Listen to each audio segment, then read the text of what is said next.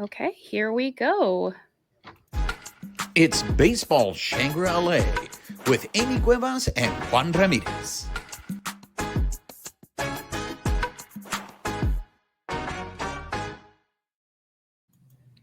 I am Amie Cuevas, and this is our guest, Melissa Ludtke, and you are watching or listening to Baseball Shangri-La. If you're listening to the audio version, make sure you're subscribed to the podcast. If you're watching us on YouTube, make sure that you are subscribed to our YouTube channel. And so you don't miss out on anything, make sure you are following us on social media on X at BB Shangri-La, on let's see, Instagram, YouTube, and Twitch at Baseball Shangri-La.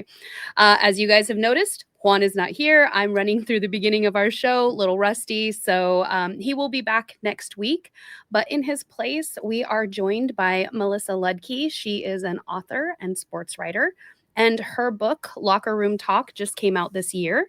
So that's what we're going to be talking about today. It's basically detailing her experience going up against the commissioner of Major League Baseball after the 1977 World Series, and we're really lucky to have her here today. Well, I am so lucky to be with you. The world champions. You don't do any better than that. Fabulous. I was in LA actually when the Dodgers were just starting the World Series for my book tour, and it's great to return now, kind of in retrospect, and having watched the team win its championship. It was fabulous. So yeah, actually, you know what? Let me make sure I put my locker room hat talk on. Okay, yeah, a little bit of merch to go with the book. Now we match.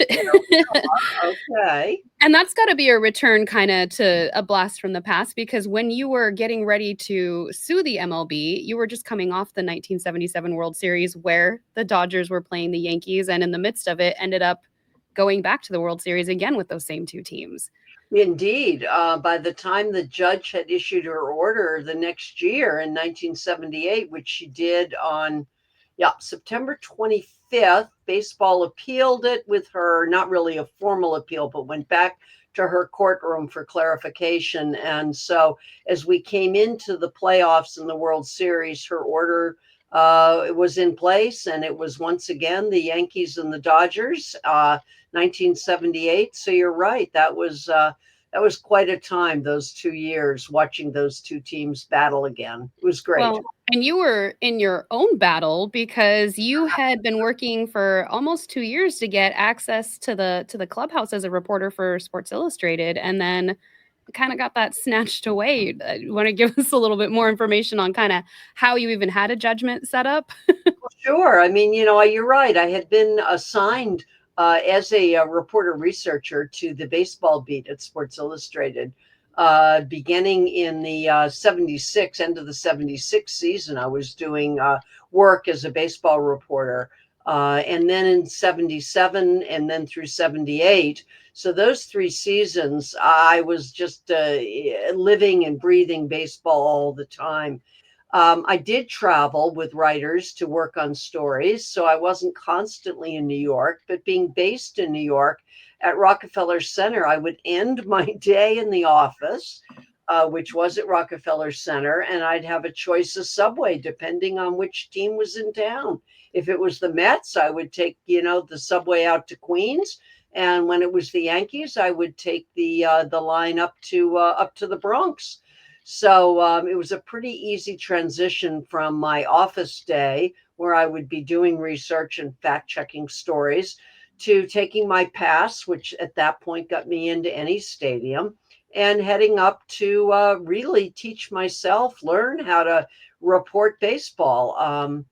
That was what I did. It was sort of a lesson in how to learn what the men already knew how to do and try to fit in to what I discovered were the ways of the world as a baseball reporter. And gradually began, once I had my feet on the ground, to begin to ask for the same access that the men had to our sources, which were the ball players. So by the 1977 World Series, at least with the Yankees, after very private conversations I would have with the PR person expressing my frustration about this, Mickey Morabito, who was in his rookie season. I mean, it was really quite amazing that he sort of took the risks he did, because it was pretty clear that women were not supposed to be going in and working inside the clubhouse. He would bring me in after the All-Star break in 77. He brought me into the manager's office after every game. I'd meet him at the side door and he'd kind of escort me in. I'd sit in Billy Martin's office. And then by the time we get to the very end of the season and into the American League playoffs, the Yankees have given me a pass to the clubhouse, which I've used to report. And during the American League Championship Series, I'm reporting from the clubhouse with the rest of the press corps. And the interesting thing to me in retrospect is that no one made anything of it. No other sports writer wrote a story. No one declared this to be the end of civilization as we know it, which sort of became the through line once the commissioner during the World Series did officially ban me from having the access. And he did it, Amie, he did it because I made a courtesy call to the Dodgers. How They dare you? no, during the workout game, I thought, it's only fair. I have a pass that the Baseball Writers of America had given me, and it said I had access to the clubhouse. I knew the Yankees were okay with it, but I also knew the Dodgers had never had a woman who'd covered them.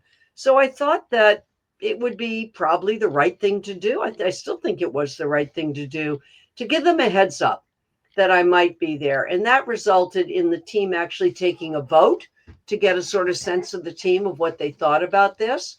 And when their player rep, Tommy John, presented it to them after having talked with me at length and understanding what had already happened with the Yankees, the players voted yes. You ought to have the right to do it. It wasn't unanimous. Tommy John told me, not unanimous, but a majority, and that's how we do it.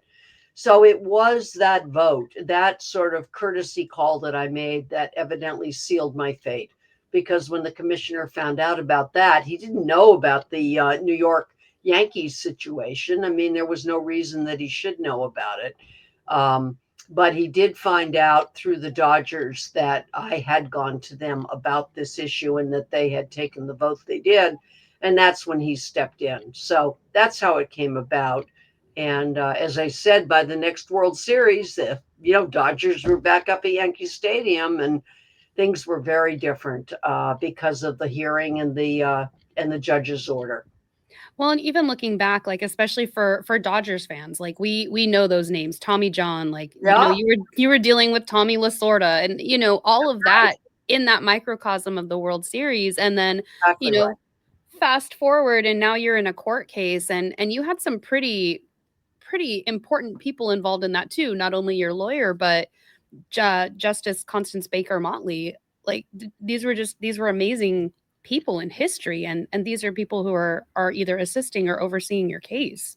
Yeah, I didn't realize it at the time because we didn't have Google back then. I couldn't just plug in, Judge Constance Baker Motley and kind of learn what I subsequently learned in order to write this book about the remarkable career that she had had as an attorney with the NAACP LDF, Legal and Education Defense Fund, and the work she had done in the civil rights era, that she'd written the draft brief for the case that eventually became Brown versus Board of Education, which of course was a landmark case with the Supreme Court. She herself had taken 10 cases to the Supreme Court, arguing those on 14th Amendment grounds on racial discrimination, as she basically almost single-handedly through these cases began to destroy the Jim Crow, a quote unquote legal segregation that had taken place, particularly in higher education and Southern universities.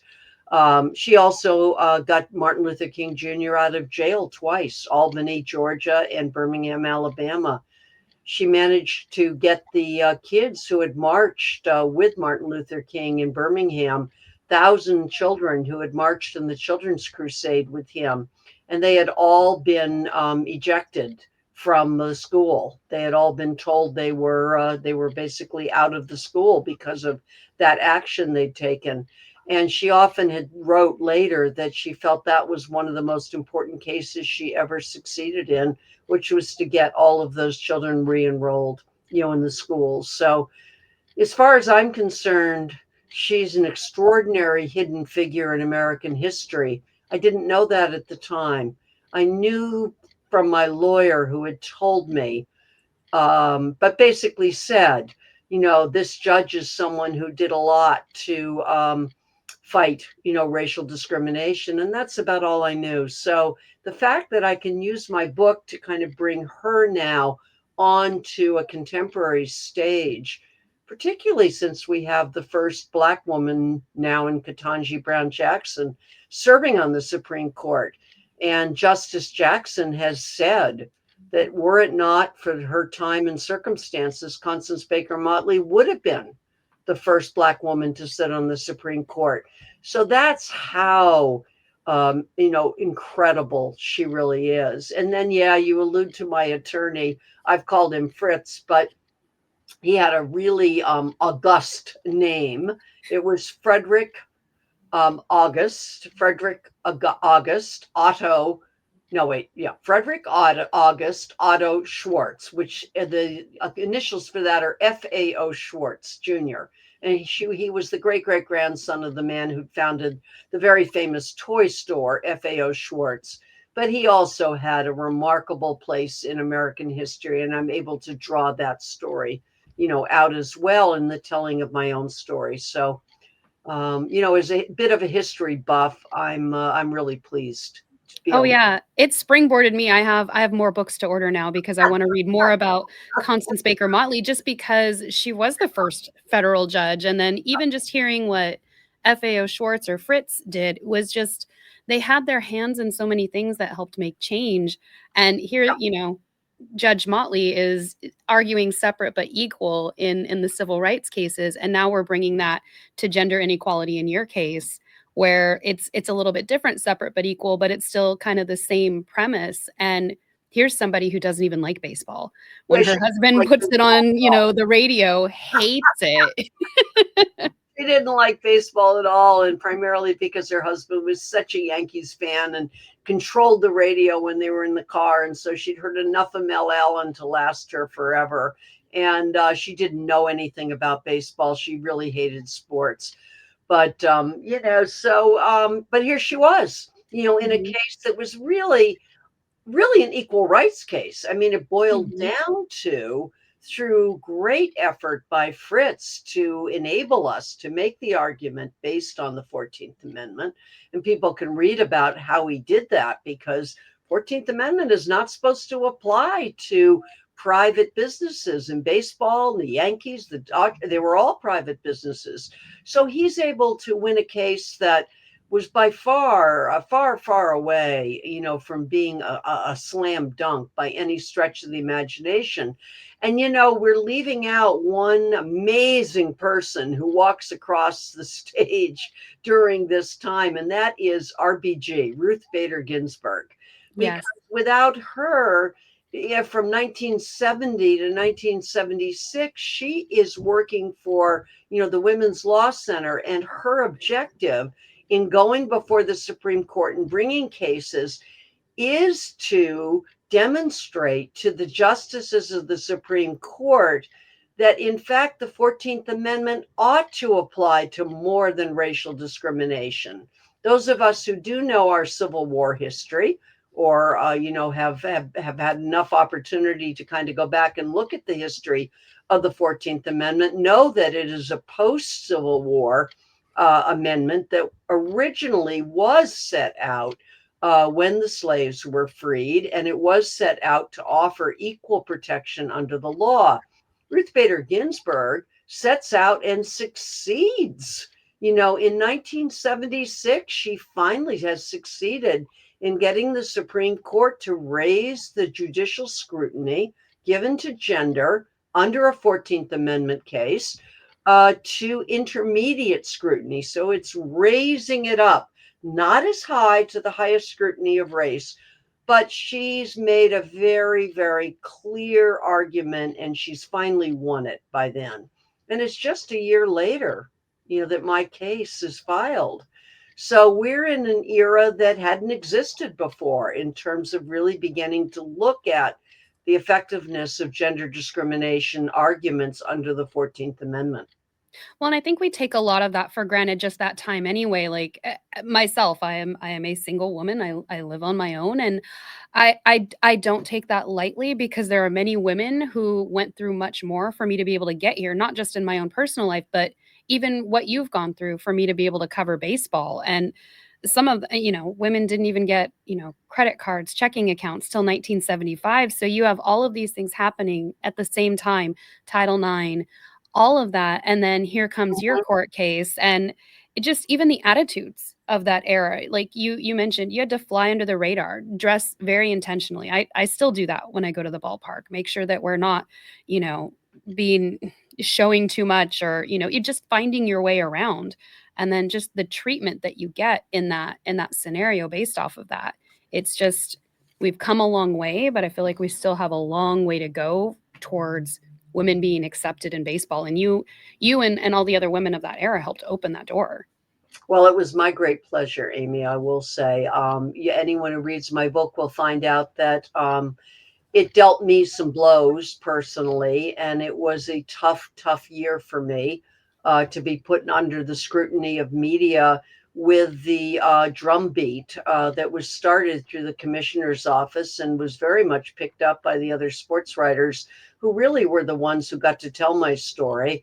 There were very few women, even in the press at that point. I mean, women were just beginning to really get jobs that would put them onto the news pages alongside the men and sports pages. I mean, they were very dominated by men. So they were the ones who had the microphones, they were the ones who had the pens, they had the typewriters.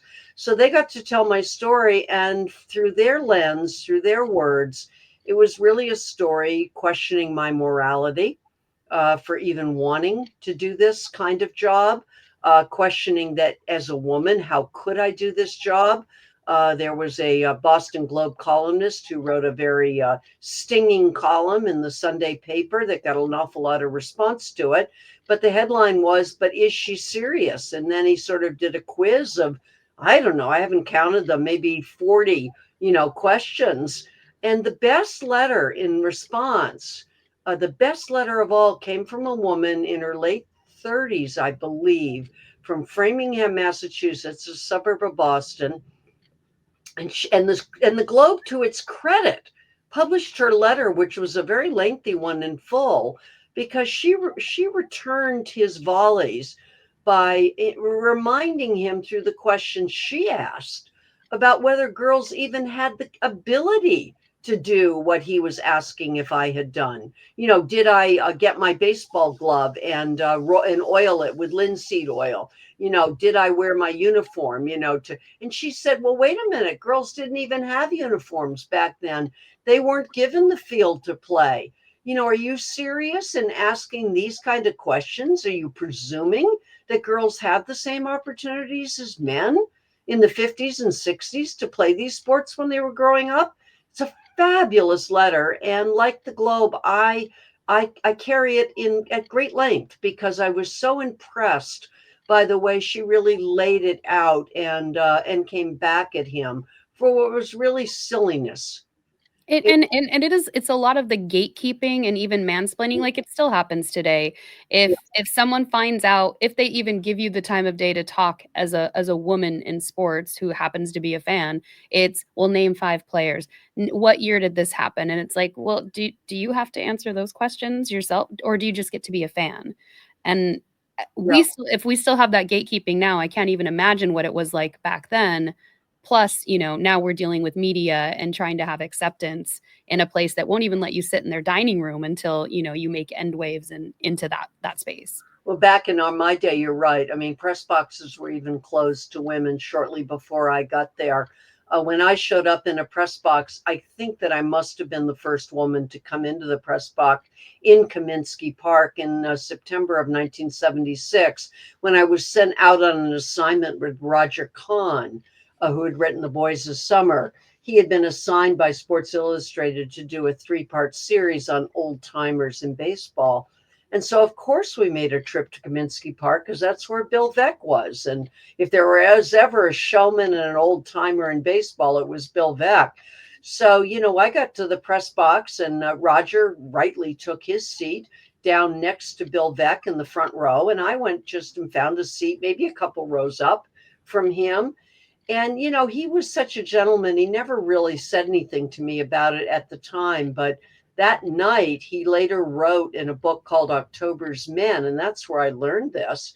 That night, several of the sports writers in Chicago had come down and whispered to him that there was this press box was no place for him to bring his girlfriend, assuming that that would be the only possible reason that I would be at that game. I mean, I was there as a reporter. I'd be traveling with him for 2 weeks to report with him on this story that was going to be a 3-part feature in Sports Illustrated magazine.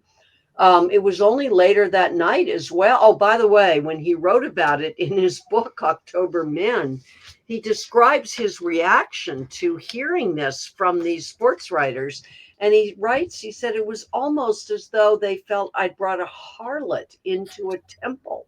I mean, I thought it was a great description of just, the enormity that they had placed on this idea, that a person with breasts, a woman, a female, had come to deign to take a seat in their press box. And later that night, Roger and I were thrown out once again because of my presence with him from something called the Bard's Room, which is where the reporters went after they finished filing their stories. And that night we were supposed to meet Bill Veeck and just have drinks. And the men were supposed to talk, and I was supposed to be the note taker.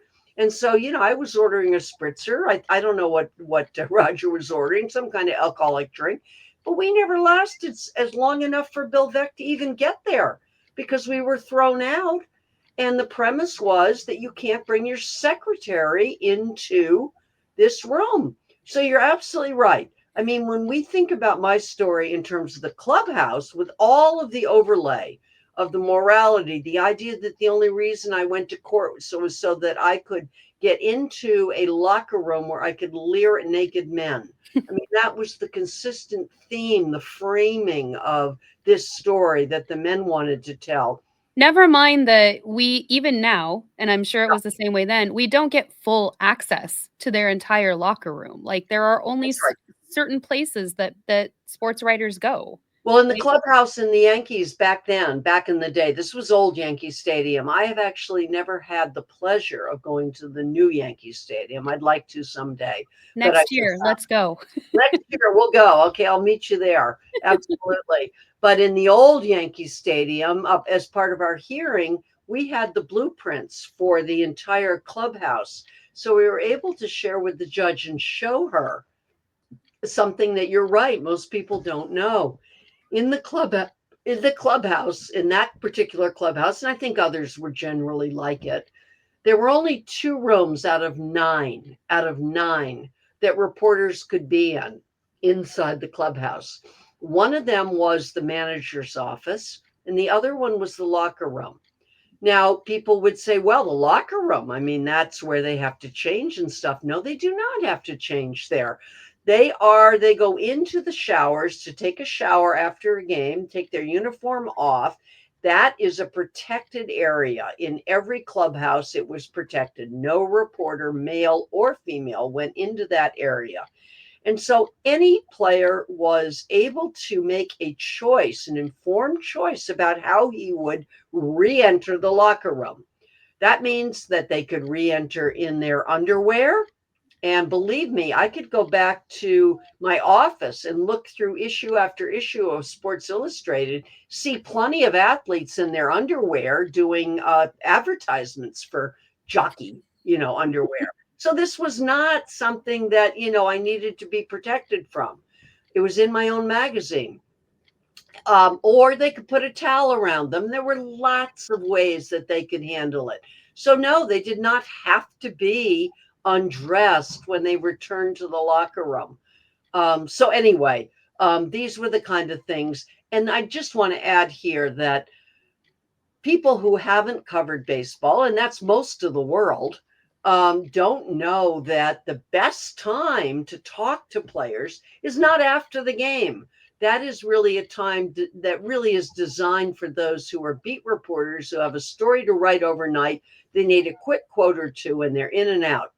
The best time to do reporting and to actually have time, particularly as a magazine reporter, is before the game. And that's in that time period between batting practice and when the players go back out to play the game. During that time, which is usually about 50 minutes or so, those players do not change out of their uniform. So there is no issue of nakedness. There is no issue of what the commissioner liked to call protecting the sexual privacy of my players, whatever that meant. I mean, I don't know what it meant to this day, but there was certainly no sexual privacy that needed to be protected in those 50 minutes before the game. I was excluded, as was any other woman, from being able to go into the clubhouse at that time. During that time, players are signing baseballs, they're chatting with one another, they're talking with reporters, they're wandering around, they may be watching another game on TV. They could be in the TV room where no reporter can get to them if they don't want to talk to a reporter. They might need to be in the trainer's room. All of these rooms are off limits to us. So the players aren't captive. You know, that's what it was made to feel like, that they were captive. And I was going to go in and I was going to somehow, you know, I was the invader. I was somehow the leader. I was going to somehow, you know, harm them by my presence. They had lots of choices about how they could handle themselves, where they could be during these times. So it was really a major effort, a greenwashing effort, we'd call it today, by the commissioner's office to paint a portrait, and they were very successful in doing it, about this, you know, immodest woman whose morals ought to be examined because of what she intended to do in harming the ball players who were going to be her prey. I mean, I'm exaggerating a little, but not much. Right. Not much. Well, and that's where even you've said, like, I mentioned it earlier, like, you dressed intentionally, like, you wore Oh, certain clothes to make sure you did just kind of fly under the radar and fit in so that nobody could ever say, "Well, of course she was there leering at players," or, you know, sometimes we hear no, they're just trying to get a husband or no, people don't know this designer so much today, but back in my day, Laura Ashley was very popular, and Laura Ashley had some shops in New York, and I was a frequent traveler into those shops because her dresses were very modest dresses. If you had the top of a dress, it would be sort of almost bound. It was sort of this kind of flattening as opposed to increasing cleavage. It was something that often went up a very high neckline, never a V-neck. It had a huge skirt on it, which was a great advantage because there was enough, you know, kind of cloth that when I sit in the dugout, the cloth, the skirt of the dress would go well over my knees. So there would be no way that players could kind of look up, you know, through my skirt when I crossed my legs and sat in the dugout. So none of this was done without thought, Mhm. and thought about how I would present myself in a way that would not give rise to more of the mischaracterizations of who I was and why I was there. And you had a lot of great quotes in the book, like, I mean, as you saw when I was at your book signing, like, I have Yeah. mine completely marked up, but even just some of the quotes talking about that, how intentional women have to be in a sport like this where we're not being welcomed versus what maybe some men, not realizing it, but take for granted that privilege where it's just, you know, you have to think about your dress, you have to think about how you're interacting with people like that, and you shared a couple stories of even just some of that treatment, like there were some positive stories, like and kind of want you to tell both because I think they both are the both sides of the coin, but how you you had to get creative. So you would ride with Reggie Jackson on the way in, but then you also have an experience, that tobacco incident with David Klingman, No, where that's the opposite of accommodating. Dave Kingman. Kingman. Was very well known. He was a traveling ball player. He didn't last long at many clubs, but every club wanted him for a brief time until he sort of wore out the welcome mat. He was an extraordinary home run hitter, and the Yankees brought him on when they needed some home run production.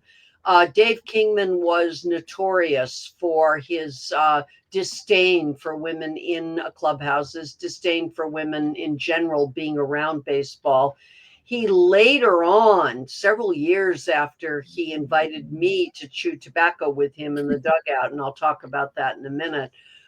He was the player who, when he was with the Oakland A's, he had a person from the clubhouse, probably a bat boy, deliver a package to Susan Fornoff, who was writing baseball at that time. And when she opened it in the press box, she discovered a live rat with her name attached to the tail. He was punished by the Oakland A's for that stunt, but he went out of his way to make women feel uncomfortable in clubhouses, on the field. And so I knew this. I mean, I had done my research. I knew this about him. So when one day he comes up to me when I'm sitting in the dugout and sort of offers me a rolled up thing of tobacco, he's sort of testing me, can I fit in, or am I, going to be the kind of sissy woman or something? And I must say that one of the things that I really did try to do was to fit in. I would often laugh at what were maybe awkward jokes told at the expense of women.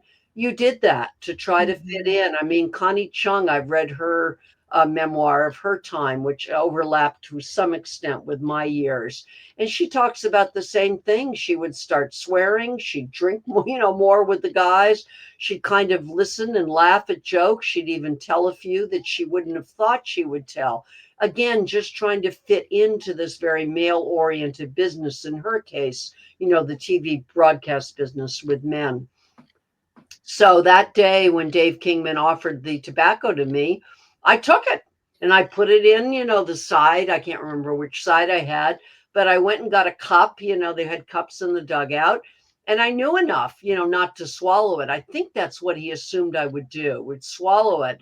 And potentially, you swallow enough tobacco juice and you're going to get sick. I mean, you are. That's just how it works. And I think that was his hope, that I would.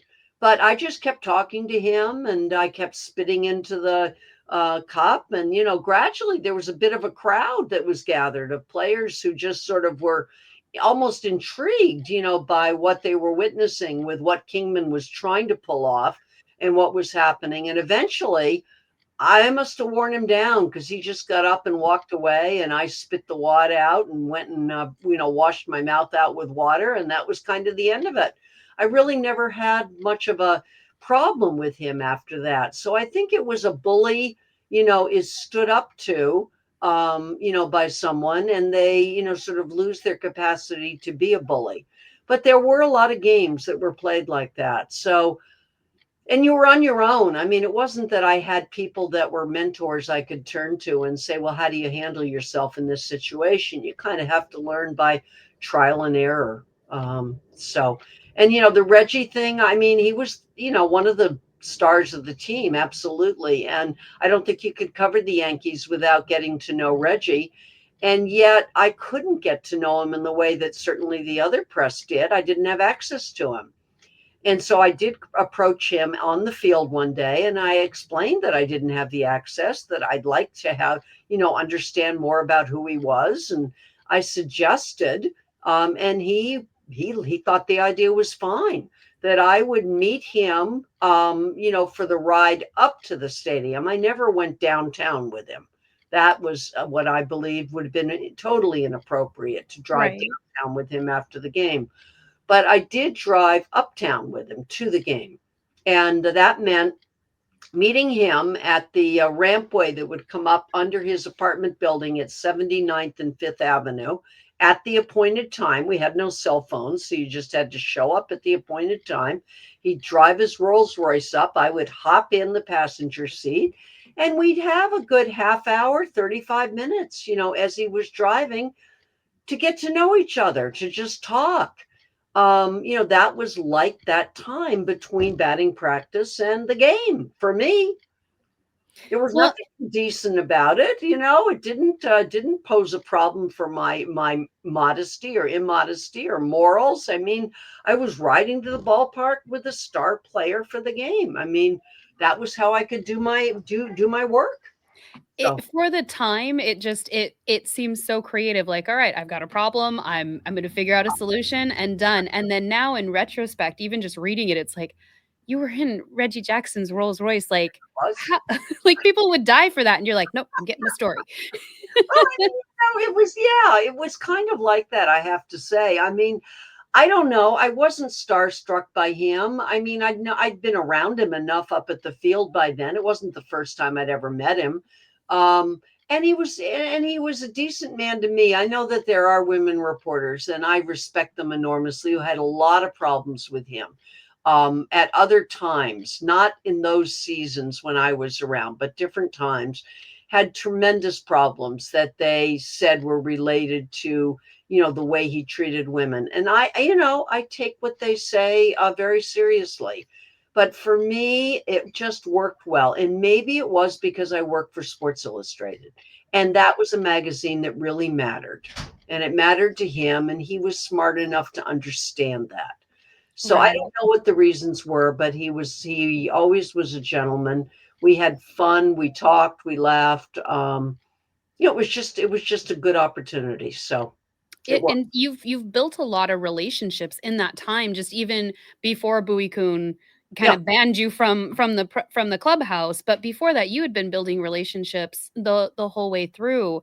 And something that struck me in the book was it was disappointing to me as a reader that you'd had this relationship. You mentioned Mickey Morabito, Yeah. the PR person in his rookie year, but when he had to break the news that the commissioner charged him with, and he had to tell you this, but because you had a relationship with him, you guys were friendly, but when he called you outside of the press box and had to let you know that you weren't gonna be allowed in the clubhouse and how his demeanor changed and how he talked to you and how shut down he was, I it you painted the story well, and I know that that's Thank part of you. your history, but it was very disappointing because that was somebody who was friendly to you, and It was that can't have felt good. a very painful moment, and it was unfair to Mickey for the commissioner, through his media person, to force Mickey to do that. Mickey by then had later told me, only later, long after that happened, that evening, where Mickey was dispatched to be the bearer of this news to me. Here it was Mickey, who's the only one who had ever helped me to gain access, and he's the one who's sent to tell me that I'll be forever kept out of clubhouses. I mean, it was totally unfair to him. I didn't necessarily see it that way at the time. I was seeing it through my own lens of feeling very hurt by him telling me this and by the news itself. But it was years later when I was researching the book and I called him and we had a conversation. And it was then that I realized, as he told me the story of what led up to that moment where I'm called up to the press box, he meets me and shares this information with me about the commissioner's decision. But what I came to learn does not surprise me at all about Mickey. He literally put his job, which meant the world to him, on the line for me that night. He admitted to the media director for the commissioner that he had been letting me in the side door to see to go into Mickey's office, and that he had given me a clubhouse pass. That was against the rules of baseball. That was against the policy of baseball. And yet he did that in an effort to try to get baseball not to do what they were about to do to me. His alternative, which would have worked, was to say, why don't we let her during the World Series have access to both of the managers? There are other people working on that baseball beat for Sports Illustrated. If we give her access to just them two managers, she's a gradualist. I know her. She'll accept that now, and we can work this out. And that common sense solution, where he had jeopardized his own job by pushing it, reminded me of why he was such a genuine friend. And I don't mean a friend in the sense of someone who's going to do me favors, but friend in the sense of knowing a good person. Mm-hmm. He was a very good person. And finally, when we got together in Los Angeles nearly 50 years later to do a book talk at the University of Southern California, I was able to say that to him in public. And I was so happy after all these years to be able to do that, because my God, what an extraordinary human being he was. And I just wanted a chance to say it to him. So, Well, and he's like the opposite, the anti MLB, because then you've got Bowie Kuhn and I think it was Bob Worst, who were yep. very like anything that they can do, and no real reasoning behind it other than we're never going to give you access to the clubhouse. And I thought it was interesting, of all the items that they submitted into evidence for your case, they submitted one of these letters from some of the subscribers of Sports Illustrated, and Bowie Kuhn's side is the one who grabbed it. And here's the quote. Here's the letter that came in. Yeah. I was going to cancel my subscription to the magazine when I had read about your lawsuit, but then I saw you had some pictures of women in bathing suits, and now I know that you really understand what women are here for, so I will not cancel my subscription. And they thought that would bolster their case. Like, it just tells you the attitude of the time, that they're sitting there congratulating themselves like, yeah, this is the letter we want to submit into evidence, with the first Black federal judge proceeding the case, who helped break down separate but equal. And it's like, wow, I'm so glad you picked up that moment from the hearing, because it is just one of my favorite moments too.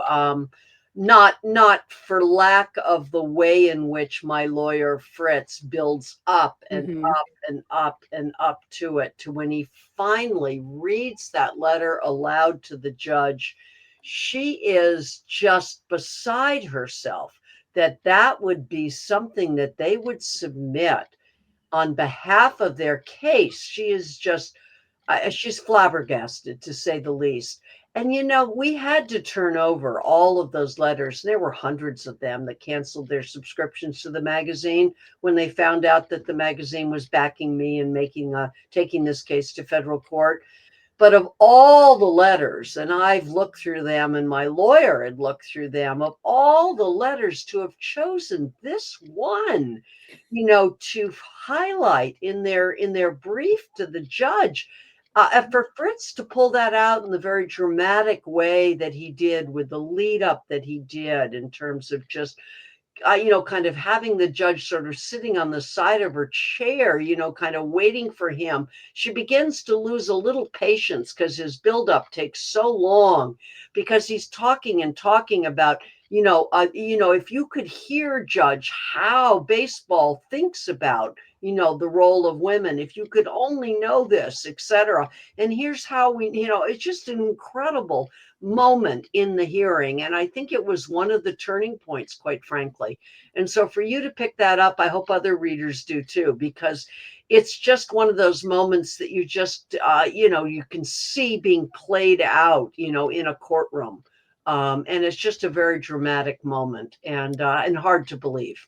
You laid it out beautifully in the book. I think that's why it stands out so well. It was that, and just the theme throughout the book of how you had to know as much as men, you had to play catch up, because we're not welcomed into that realm, Yeah, and that's changing now, but it's slow going. And so just how much extra effort has to go in to just do your job, do a job that you love it. It doesn't matter if I'm a man or a woman, you love baseball. And it's unfortunate that it takes a court case to be able to prove that you have the right to be there to do your job and do it well.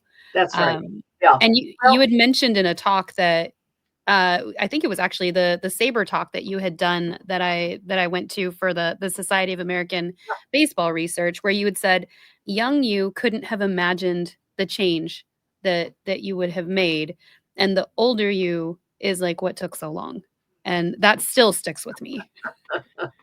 I hate to say that I think I captured it just about right, but I think I did. I mean, it really is that sense of, when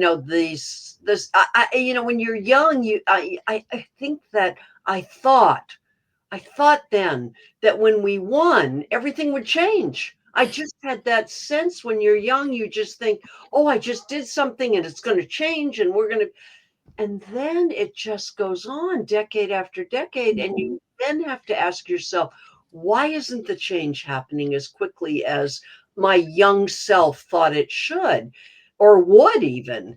And then you have to realize that with any change in the law, you have to then bring a change in people's attitudes in order for the not necessarily the letter of the law, but the spirit of the law to be lived out.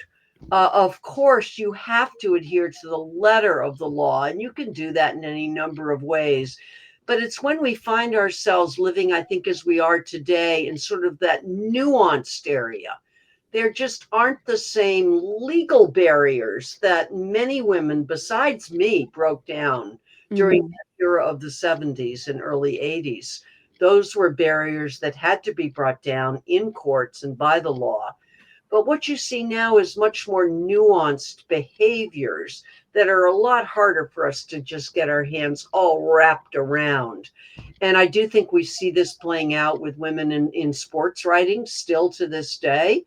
We have it in perceptions of, who plays sports and who doesn't. And the answer is often men do and women don't.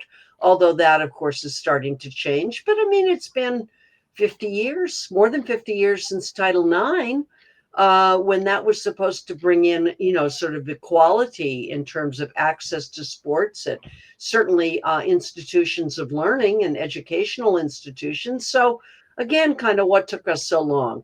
Am Yeah. I not glad we're here where we are now? Yes. But, it's almost been like a burst.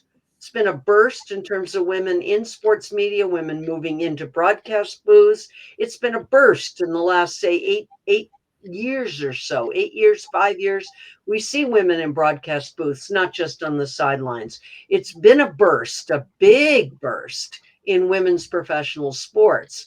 The Professional Women's Hockey League just started its second season. My team, the Boston Fleet, just played their first home game last night. Boston is going to be getting a team for the National Women's Soccer League. I mean, this is exciting times. There's no question about it. But again, your point, I mean, and I guess mine in a certain way from what I said, is sort of what took us so long. And our voices are important. We have different perspectives. We come at things from a different angle because of our lived experience. And I feel like our voices literally and figuratively, whether it's written, you're broadcasting, etc., those need to be heard. And I feel like they still at a certain extent are we're getting louder, but we have a long way to go, and those are the conversations that I have with Juan, who's not here today. It's, there's a certain amount of privilege, and it's not a dig on men. It's just when we're on this podcast, I have to be careful what I say. I have to think, you know, okay, if I say that, how is that going to play out? And if we could say the same thing, and I'm going to get the flack on it for the internet, and they probably won't say anything to him. And we've seen it play out, and it's just I'd like to get to that place of equity. You and others have opened that door for us, and I Yeah. think if we can ride this burst as you're referring to it, maybe we can get some more momentum and make that shift, because I think it's important, and what you've done really did help pave the way for that. So Well, for what I it's worth, I'm out there still fighting with you. When I do see the inequities, old women have a certain ability to just sort of say what's on their minds. It's very different than when we were younger, and so I'm with you. I'm saying what I can say given the platform that my book has given me. Particularly, I'm reaching into classrooms around the country, speaking with journalism students, specifically sports journalism students sometimes, sometimes law and sports students, sometimes culture and sports. It's an interesting dynamic where you're seeing a lot more attention given to sort of the intersections of all of these things nowadays. And so, keep doing my part, whatever it's worth, speaking out and speaking up and trying to make the point that, we've made the point that we belong. And let's just get to a point where we don't look at it as though we are stealing, a piece of the pie that was reserved for men. Let's just look at it like there are more pies on the table. We can all be there. Everybody loves pie. We're not taking something from you just because we're here. I mean, there's more room. There's expansiveness to this. So don't fear us. I mean, there's no reason to fear us. We love the game. We love doing what we're doing. If we're good at it, we'll show ourselves to be good at it. And if we're not, we'll fade away and we'll be gone. Just like men who aren't necessarily good at it. They don't stick around. They're not the ones that people listen to. So give us a shot. I mean, we're here and we're going to be taking our shots. So see what happens.